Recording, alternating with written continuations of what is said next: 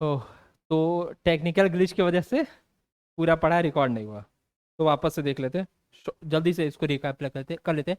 तो internal energy system की क्या, जैसे इंटरनल एनर्जी क्या होता है, कोई भी सिस्टम है उसके अंदर एटम्स और मॉलिक्यूल्स प्रेजेंट है। रिकॉर्ड हो रहा है? नहीं आ रही है? आ रही है, सही आ रही है, रिकॉर्डिंग चली सर। तो इंटरनल एनर्जी किसी सिस्टम की कैसे डिफाइन होती है, जैसे कि कोई भी सिस्टम है वो देखो या तो एटम या मॉलिक्यूल से बना हुआ है। तो एटम या मॉलिक्यूल से बना हुआ है तो जो डिफरेंट एटम्स और मॉलिक्यूल्स है ये पोटेंशियल एनर्जी पोजेस कर सकते हैं, काइनेटिक एनर्जी पोजेस कर सकते हैं, ट्रांसलेशन एनर्जी पोजेस कर सकते हैं, न्यूक्लियर एनर्जी पोजेस कर सकते हैं, और ऐसे मल्टीपल एनर्जीज वो पोजेस कर सकते हैं। अब देखो होता क्या है, इंटरनल एनर्जी को हम लोग रिप्रेजेंट करते हैं यू या ई से, यू या ई से इसको रिप्रेजेंट करते हैं।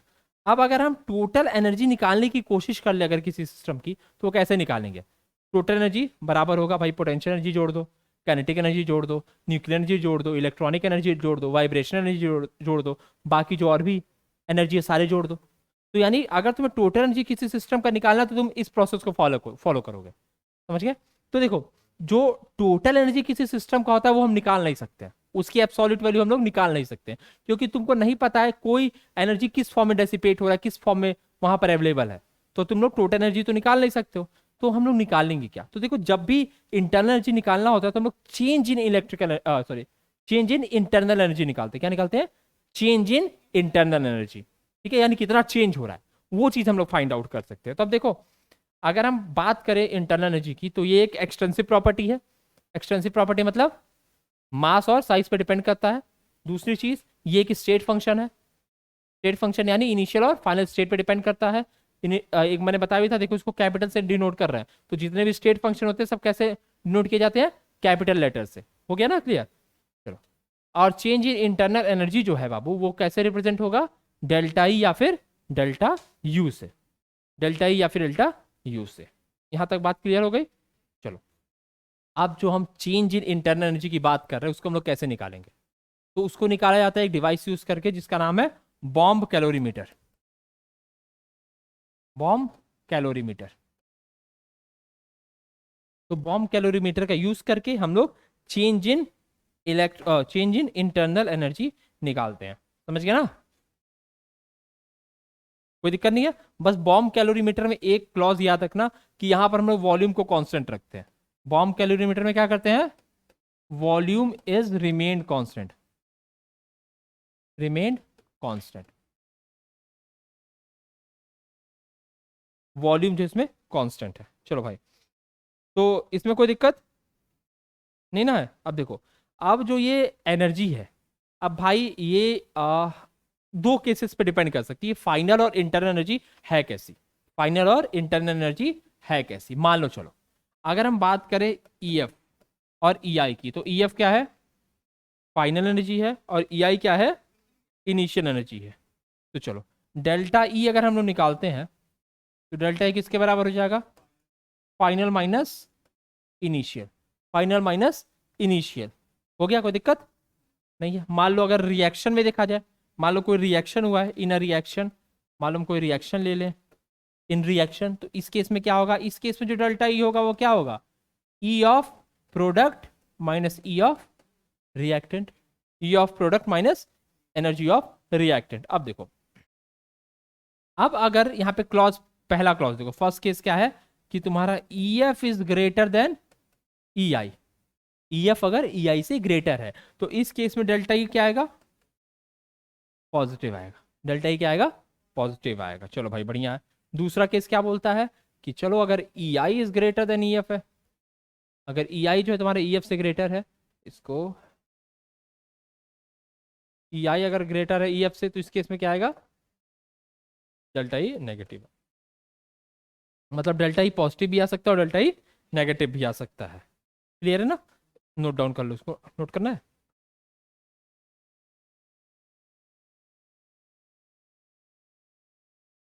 तो अब चलो, अब हम लोग शुरू करते हैं लॉज ऑफ थर्मोडायनेमिक्स। यहां तक हम लोग बेसिक चीजें समझ लिए हैं।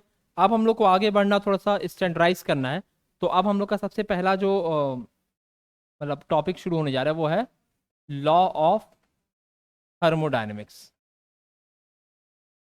जी हाँ, ये है लॉ ऑफ थर्मोडायनेमिक्स। तो लॉ ऑफ थर्मोडायनेमिक्स शुरू करने से पहले एक डिस्क्लेमर दे दे रहा हूँ तुम लोग को। जैसे मूवी सीरियल में रहता है ना कि सभी, रहता है ना कि सभी, इस धारावाहिक के सभी पात्र और घटनाएं काल्पनिक हैं।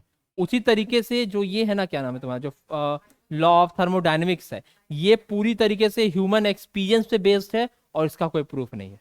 तो इस बात को भाई समझ लेना कि ये इसका कोई प्रूफ नहीं है, ये पूरी तरीके से ह्यूमन एक्सपीरियंस पे बेस्ड है। तो ये हमारा डिस्क्लेमर है।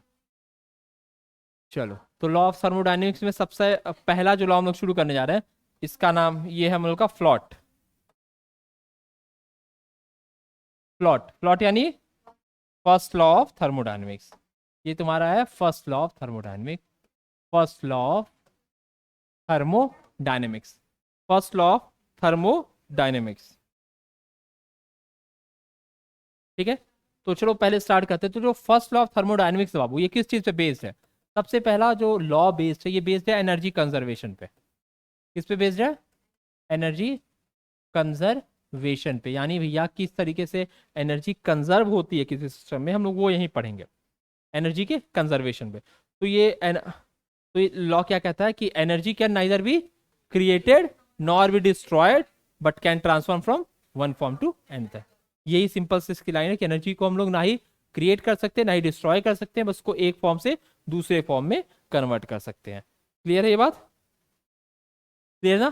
तो अब देखो, अगर हम किसी, देखो जैसे मान लो ये हमारा सिस्टम हो गया, ये हमारा यूनिवर्स हो गया,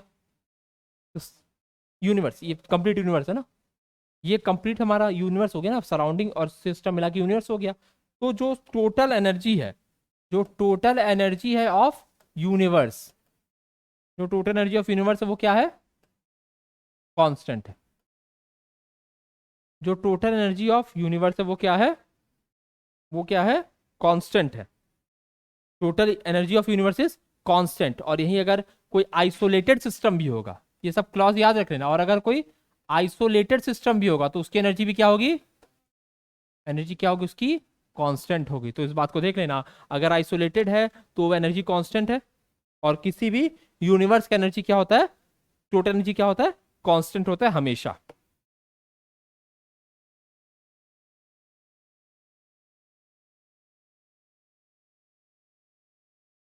तो अगर हम इक्वेशन के फॉर्म में फर्स्ट लॉ को अगर हम लिखते हैं, इक्वेशन के फॉर्म में मैथमेटिकली, मैथमेटिकली अगर हम इसको लिखते हैं, तो देखो भैया, जो चेंज इन इंटरनल एनर्जी होगा, जो चेंज इन इंटरनल एनर्जी होगा, वो तुम्हारा किस किस फॉर्म में यूज होगा? Q प्लस डब्ल्यू के फॉर्म में यूज होगा। बोल गए हैं सर ये क्या लिख दिए आप? ये है मैथमेटिकली। पहले मैथमेटिकली जो है टर्म उसको समझो, फिर मैं समझाता हूँ ये हुआ कैसे, क्यों हुआ। तो, तो ये है मैथमेटिकली। तो इसका इक्वेशन निकल के आता है, जो चेंज इन एनर्जी है, चेंज इन इंटरनल एनर्जी है, वो क्या होगा? जैसे मान लो किसी सिस्टम की पहले कुछ एनर्जी थी, बाद में कुछ एनर्जी हुई। मान लो जैसे तुम कोई रेस में पार्टिसिपेट करते हो, तो तुम उससे पहले क्या करके थोड़ी मैटर कर रहा है। तुम रेस में स्टार्ट हमेशा कहाँ से कर रहे हो? जीरो से। अब मान लो कोई डेस्टिनेशन तुम्हारे, तुम्हारा डेस्टिनेशन तुम वहां तक पहुंच रहे हो, तो देखो इसके बीच में तुम क्या क्या कर रहे हो, वही यहाँ पे समझाया जा रहा है। जैसे कोई हमारा प्रोसेस चल रहा है किस सिस्टम के अंदर, तो उसमें जो इंटरनल एनर्जी का जो चेंज हो रहा है वो कहाँ कहाँ यूज हो रहा है? वो या तो सिस्टम को गर्म कर रहा होगा, हीट दे रहा होगा, या तो वर्क डन कर रहा होगा, और कहीं कुछ काम नहीं कर रहा होगा। तो हीट दे रहा होगा, दूसरा वर्क डन कर रहा होगा। जरूर हो सकता है सिर्फ हीट दे, हो सकता है सिर्फ वर्क डन दे, पर इसके अलावा कुछ और नहीं कर रहा होगा। जो हीट, जो चेंज इन इंटरनल एनर्जी है, वो कहाँ कहाँ यूटिलाइज होता है? या तो वर्क डन करने पे, या तो सिस्टम की हीट को बढ़ाने में या घटाने पे। मतलब जो एनर्जी, जैसे इसकी पहले कुछ एनर्जी थी, मैंने बोला जैसे इससे पहले हम देखे ना, ई आई है, ई एफ है, इनिशियल और फाइनल एनर्जी हमें पता है। तो जो इसके बीच में एनर्जी जो चेंज होगा, जो एनर्जी जो चेंज होगा वो कहाँ यूज हो सकता है? वो यूज हो सकता है या तो उसकी हीट बढ़ाने में, सिस्टम की हीट बढ़ा दे जो एनर्जी है, या तो कुछ वर्क डन करा दे, एक्सपेंशन करा दे, कॉन्ट्रेक्शन करा दे। तो ये इनका पहला इक्वेशन है। First law of thermodynamics equation क्या है? Delta E is equal to Q plus W. और ये क्यू है, चार्ज नहीं है। क्यू क्या है? Q is heat. ये क्या है? इंटरनल एनर्जी है। क्यू क्या है? हीट है। ये क्या है? Work done. क्या बोले बाबू? क्यू को हीट, क्यू को हीट,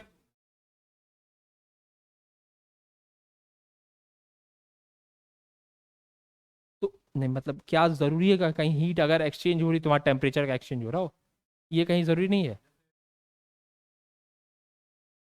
नहीं, क्यों जरूरी है? जैसे पानी कांस्टेंट टेम्परेचर बॉईल करता रहता है पर फिर भी हीट लिबरेट हो रही है। हाँ, तो देखना पड़ेगा प्रोसेस कैसा, आइसोथर्मल प्रोसेस है कि नहीं है।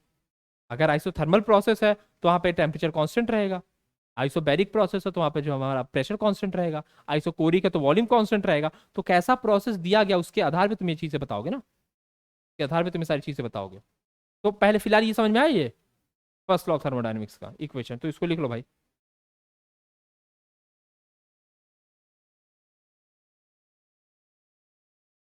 तो अब इसके आगे देख लो पहले।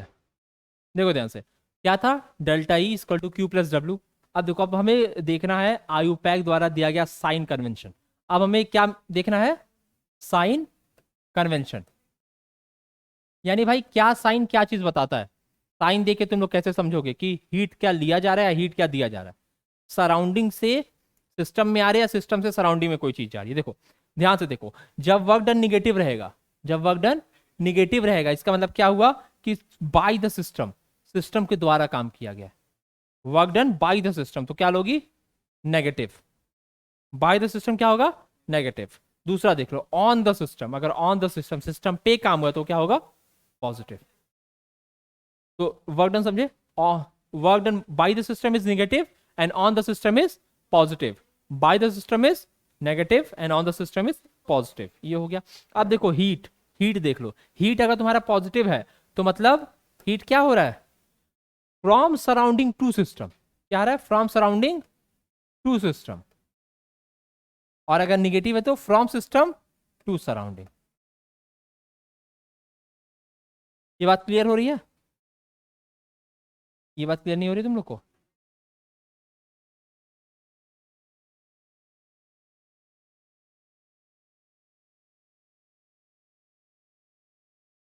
अब जो है इसको देख लो। अब हम लोग इसको थोड़ा सा डायग्राम के हिसाब से समझते हैं, कोशिश करते समझने की।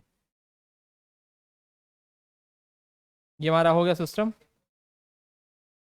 ये हमारा सिस्टम है, और ये है हमारा सराउंडिंग। अब देखो ध्यान से, अब देखो मान लो इसकी जो पहले हीट थी वो थी हमारी क्यू आई इनिशियल, यानी हीट इनिशियल। अगर ये इस सराउंडिंग को अगर हीट दे देगा, अगर ये अगर सराउंडिंग को हीट दे देगा तो इसकी जो क्यू फाइनल होगी वो क्या होगी, कम हो जाएगी। क्यू फाइनल डिक्रीज करेगी। तो अगर हीट हम निकालते कितना डिफरेंस हुआ है, तो Q F minus Q I, क्या ये निगेटिव नहीं होगा, निगेटिव होगा। तो देखो यहां पे लिखा हुआ है क्या, from system to surrounding, from system to surrounding, negative लिखा है, लिखा है ना। केस समझ में आया पहला, आया समझ में तुमको, क्यों नहीं आया बापू। क्यों, इनिशियल हीट है, कोई अभी मान लो वॉल से अभी बिल्कुल दुए तो वॉल्स तुम्हारी एनर्जी रेडिएट नहीं कर रहा है, बिल्कुल एकदम रुका हुआ सिस्टम, मैंने किसी पॉज कर दिया है, पॉज कर दिया तो इसकी एनर्जी निकाल लो, हीट निकाल लिया हमने, हीट निकाले ना अभी, हीट हमने इसका निकाल लिया। अब अलाउ कर दिया गया इसको, जब हीट ट्रांसफर करो तो हीट ट्रांसफर करेगा यहाँ से बाहर, इससे बाहर किया। तो इस केस में जो फाइनल हीट इसका रहेगा वो क्या होगा, मान लो 10 सेकंड बाद तुमने रोक दिया, कर रुक जाओ, तो ये कम हुआ होगा कि नहीं, हीट इसका कम हुआ होगा ना। चेंज कैसे निकालते हो हीट का, हीट कितना इस समय पहले कितना बाद में कितना है, Q final, Q final minus Q initial. अब मैंने क्या बोला, फाइनल तो तुम्हारा कम ही होगा और इनिशियल ज्यादा है, तो ओवरऑल क्वांटिटी कैसी होगी, नेगेटिव आएगी।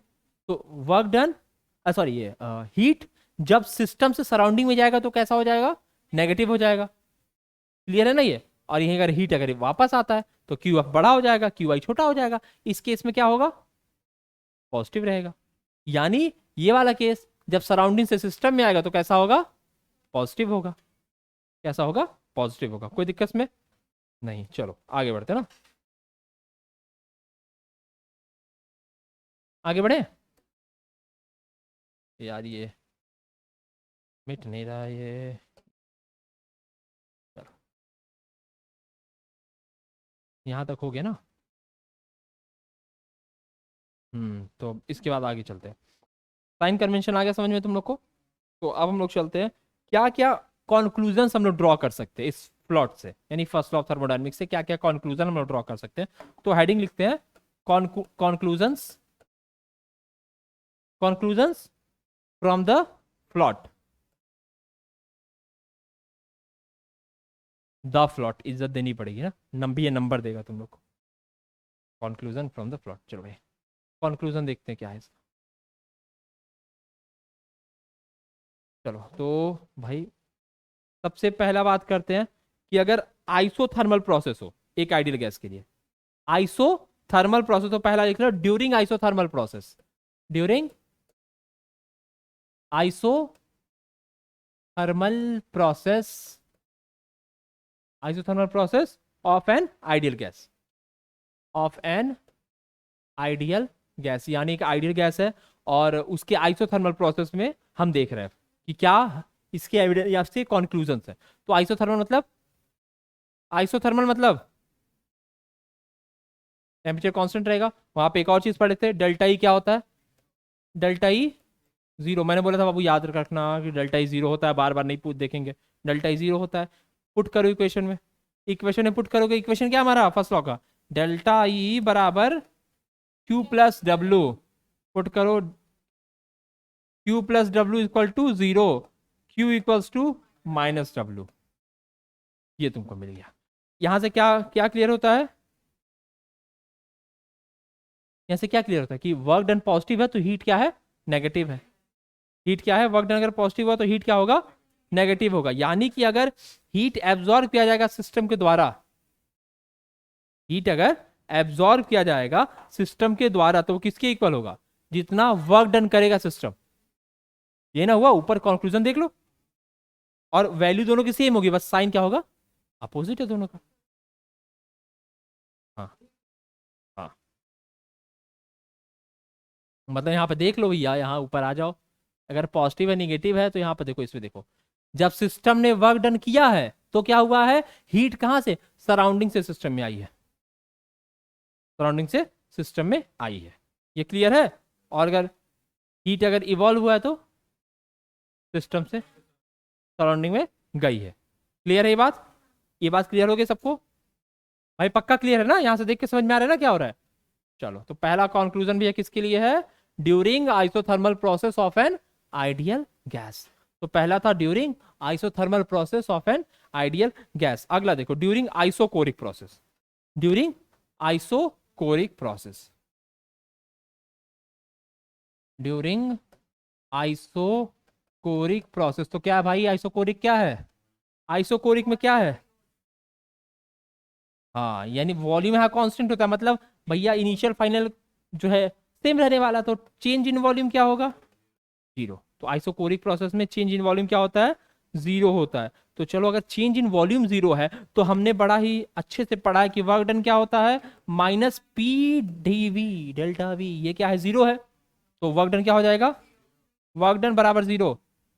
ना अच्छे से बोल रहे हो ना, ऐसे याद भी होना चाहिए, ठीक है ना, सेम एनर्जी होनी चाहिए। डब्ल्यू वर्क डन जीरो हो गया, फिर से इक्वेशन में पुट करो, क्या आएगा देखो भाई, डेल्टा ई बराबर क्यू प्लस डब्ल्यू, डब्ल्यू क्या हमारा जीरो है, पुट कर दिया हमने, तो डेल्टा ई किसके बराबर हो गया, क्यू के बराबर हो गया। यहां से कंक्लूजन क्या निकल के आया, डेल्टा ई जो है वो क्यू के बराबर है। यानी क्या कहते हैं कि अगर at constant volume, isochoric process है, at constant volume the change in internal energy is equal to the heat, equal to heat of the system. यानी यहाँ पे क्या कह रहे हैं कि अगर हीट एब्जॉर्ब कर रहा है सिस्टम, समझ गए, हीट अगर सिस्टम एब्जॉर्ब कर रहा है तो वो इक्वल है जितना इंक्रीज हो रहा है उसके इंटरनल एनर्जी में।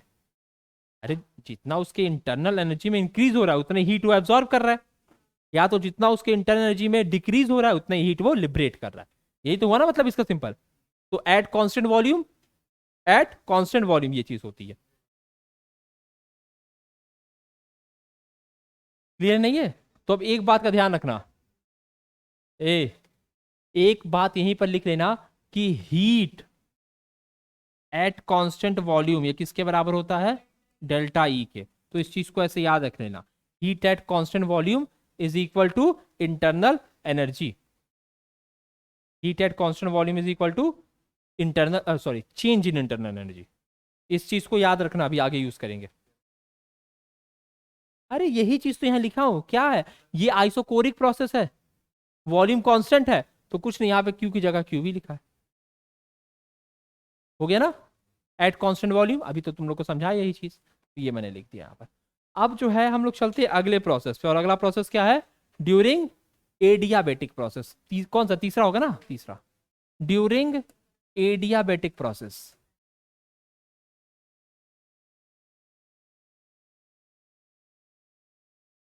ड्यूरिंग एडियाबेटिक प्रोसेस, तो भाई एडियाबेटिक में क्या होता है, एडियाबेटिक में हमने पढ़ा था कि क्यू भैया जीरो होता है, क्यू क्या होता है, जीरो होता है, क्यू जीरो पुट करते हैं, delta E equals to Q plus W, ये हो गया हमारा जीरो, तो डेल्टा ई किसके बराबर हो गया,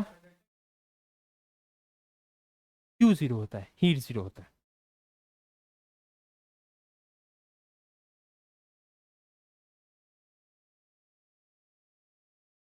यहां पर क्या है, डेल्टा ई हमारा डब्ल्यू के इक्वल आ गया, इसमें कोई दिक्कत है भाई, नहीं है, तो इसका मतलब क्या हुआ, देखो, अगर सिस्टम पे वर्क किया गया तो work done on the system is equal to the increase in internal energy, हो गया, यही ना मतलब हो रहा है कि जितना वर्क डन सिस्टम पे वर्क डन किया गया है तो उतना ही उसका इंटरनल एनर्जी इंक्रीज हुआ है, जब एक एडियाबेटिक प्रोसेस है तो कोई दिक्कत। और इसका उल्टा ले लो, अगर सिस्टम ने काम करेगा, सिस्टम अगर सिस्टम के द्वारा अगर काम हो रहा है, सिस्टम अगर काम करेगा तो उसके इसमें क्या होगा, यहाँ पर एनर्जी डिक्रीज होगी। यार शुरू से बता दें, एडियाबेटिक प्रोसेस में कैसी वॉल्स होती है बाबू, इंसुलेटेड वॉल्स होती हैं, ट्रांसफर हीट का ट्रांसफर नहीं होता है, तो हीट जो है वो सेम रहने वाला है, तो भैया क्यू हमारा जीरो हो जाएगा, क्यू हमारा जीरो हो गया। अब क्यू जब जीरो होगा तो इस इक्वेशन में पुट कर दो क्यू की value, delta E equals to Q plus W, Q zero हो गया, हट गया वहां से, तो डेल्टा ई डब्ल्यू के बराबर हो गया। तो यहीं से मैं बता रहा हूँ ना बाबू कि अगर मान लो एडियाबेटिक प्रोसेस में है, अगर जो है वर्क डन सिस्टम पे किया जाए, सिस्टम पे अगर वर्क डन किया जाएगा तो एनर्जी इंक्रीज होगी सिस्टम की, अब bye the system energy decrease होगी सिस्टम की, और उसमें कोई हमारा हीट का हीट जो है बढ़ घट नहीं रही है, ये चीज आगे क्लियर है। चलो अगला लिख लो, साइक्लिक प्रोसेस। अगला क्या है, अगला हाँ चौथा है ना, हाँ चलो चौथा लिखो, fourth one is cyclic process. भैया आप साइक्लिक प्रोसेस में देख लेते हैं, साइक्लिक प्रोसेस में, साइक्लिक प्रोसेस में बड़ी खूबसूरत शब्दों में मैंने कहा था तुम लोगों से कि जितने भी कैपिटल हैं सब जीरो हैं, जितने भी कैपिटल हैं सब जीरो है। कौन सा कैपिटल है यहाँ भैया, डेल्टा ई, तो डेल्टा ई क्या है, डेल्टा ई यहाँ क्या है, जीरो है, और डेल्टा ई जब जीरो होगा तो इससे क्या मिलेगा हमें, यहाँ देखो Q equals to minus W, तो यहाँ से मिलेगा, अरे ठीक है Q equal to minus W बनाओ, या W equal to minus Q लगाओ, कोई दिक्कत नहीं ना।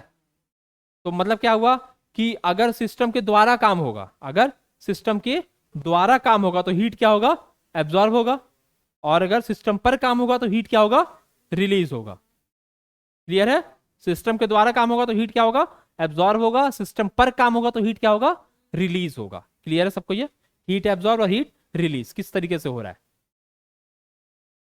जब सिस्टम काम करता है, work done by the system, system ही काम करे, सिस्टम की वजह से एक्सपेंशन हो रहा है, कॉन्ट्रैक्शन हो रहा है या चेंज हो रहा है, तो और बाहर से अगर एक्सटर्नली काम हो रहा है तो work done on the system, जैसे पिस्टन को तुमने ऊपर से दबाया, मान लो पिचकारी तुमने उसके ऊपर से प्रेस किया, तो work done on the system हो रहा है, बाय द सिस्टम। मान लो कि वो अपने आप ऊपर आ रहा है तो सिस्टम के अंदर के, मान लो तुमने प्रेस को प्रेस कर दिया फिर वो अपने आप ऊपर आ, तो बाय द सिस्टम वहां काम हो रहा है, समझ गए। तो वो देख लो यहाँ पे क्योंकि साइन अपोजिट है ना, तो इसीलिए ये चीज जो मैंने बोली वो क्लॉज ऐसा लग जाएगा, तो साइन वगैरह बड़ा इंपॉर्टेंट है, इसको देख करके काम करेंगे। भाई कोई दिक्कत है किसी को, तो ये क्लियर है। अगला लिख लो, कौन सा बचा है अभी, आइसोबेरिक ना, चलो पांचवा लिखो, during iso sorry, during isobaric process, during isobaric process, okay. तो अगर आइसोबेरिक प्रोसेस की बात करें तो यहां पर क्या हो रहा है, आइसोबेरिक अगर प्रोसेस की बात करें तो यहां पर प्रेशर क्या है, कांस्टेंट है। अब प्रेशर कांस्टेंट होने से क्या होगा, बताओ भाई,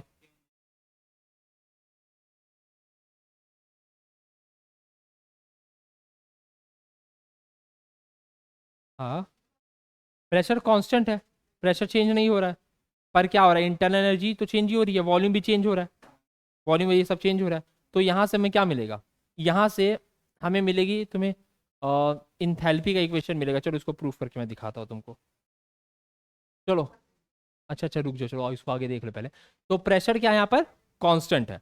तो अगर हम लोग ध्यान से देखेंगे तो इक्वेशन क्या कहता है, डेल्टा ई बराबर Q plus W, delta E बराबर क्यू प्लस डब्ल्यू। अब चलो डब्ल्यू की जगह हम लोग क्या रखते हैं, डब्ल्यू की जगह पीवी रखते हैं। तो डेल्टा ई बराबर क्या हो जाएगा, क्यू प्लस क्या होगा, पी डेल्टा वी, और इसकी साइन क्या होगी, नेगेटिव होगी, साइन क्या होगी इसकी, नेगेटिव।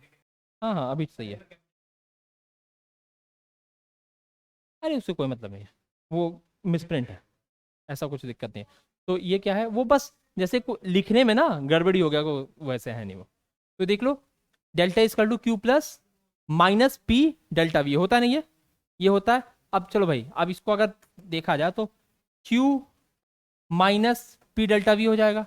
और ध्यान से देखोगे तो जो क्यू होगा ये कांस्टेंट प्रेशर पे, तो उसको क्यूपी लिख सकते हो, क्यूपी लिख सकते हो ना, कांस्टेंट प्रेशर पे तो उसको क्या लिख सकते हो, क्यूपी लिख सकते हो। चलो इसको ट्रांसफर करते हैं। तो अगर हम इसको ट्रांसफर करें तो हमें इक्वेशन क्या मिलेगा, Q P is equal to delta E plus P delta V, ये मिलेगा भाई, इसमें कोई दिक्कत इसमें नहीं है। डेल्टा ई अगर हम लोग निकालेंगे तो किसके बराबर होगा, डेल्टा ई क्या है हमारा, चेंज है, तो चेंज किसके बराबर होता है भैया, फाइनल माइनस इनिशियल। पी जो हमारा कांस्टेंट रहेगा ऐसे ही जैसे है, और क्या हो जाएगा,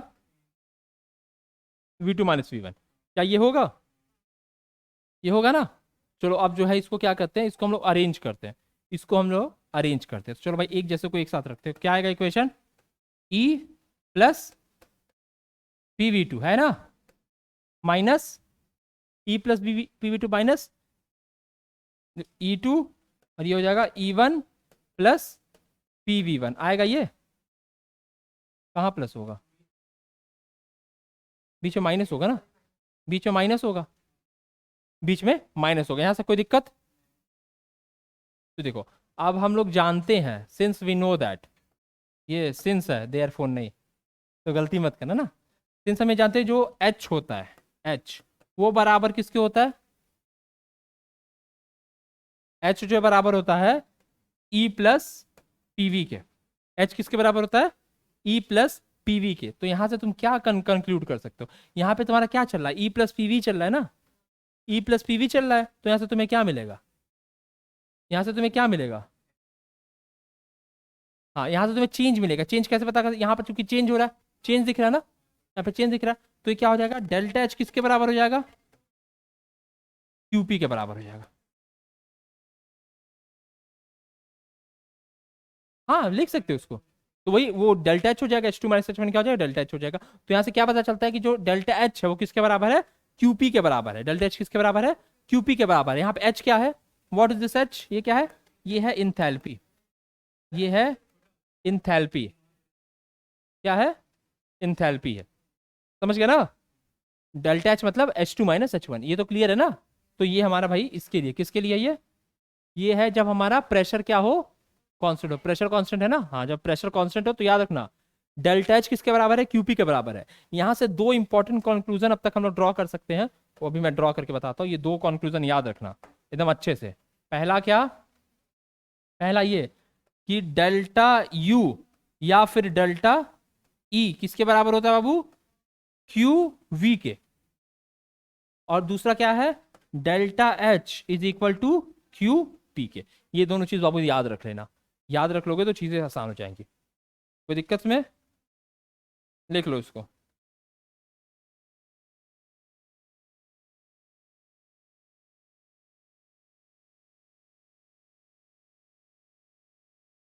हाँ तो ये क्लियर हो गया ना, तो यहां तक चीजें याद कर लेना। इसके बाद अगला टॉपिक हम लोग क्या शुरू करेंगे, इंथैल्पी, इंथैल्पी करेंगे। उससे पहले इसके सारे क्वेश्चन आज हो जाने चाहिए, क्लियर ना। तो यहां तक अब इसको नोट डाउन कर लो तुम लोग।